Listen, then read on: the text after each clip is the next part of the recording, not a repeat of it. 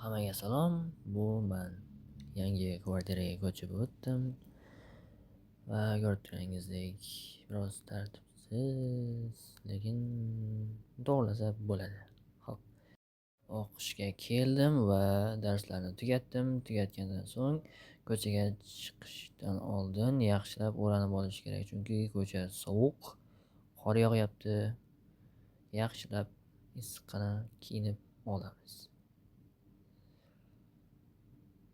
Hop, mana issiqqina bo'lib, kiyinib tashqariga chiqamiz. Qor tushyapti. Qor yoqqan kuni xullas bu video qor yoqqan kuni olindi. Sovuq o'tmasligi uchun yaxshilab o'ranib oldim va sekin ko'chaga chiqamiz. Mana shunday chiroyli atmosferada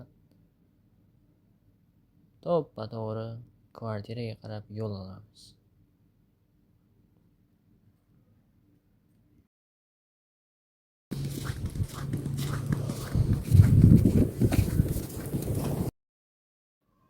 Mana buni qaranglar do'stlar, qorning yog'ishini qaranglar. Qanday ajoyib qor yog'yapti. Shunaqa qorli va loyli ob-havoda men ko'chaga chiqib, do'konga borib keldim. Hammasi bitta mana shu oddiy suv uchun. Suv ichkim keldi va do'konga borib keldim. And after that xullas o'qishga qaytdik va o'qishga kelib biroz kitob o'qidik. Kerakli ishlarni tugatdim. Materiallar tayyorladim va bir ikkita prezentatsiya uzatdim o'zimga kerakli dars uchun.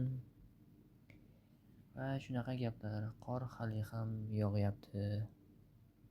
Mana barchasini tugatdim va o'qishni ham bugungi kunimiz tugadi. Kvartiraga keldim. Bu video esa ertalab soat necha edi o'sha paytda bilmasam. Esimda yo'q, xullas ertalab o'qishga kelib oldim hammadan oldin va mana chiroyli kadrlar oldim. Juda qiziq bo'ldi. Ertalabdan hech kim yo'q. Mana bitta mashina bor. Bitta mashina, men sokin.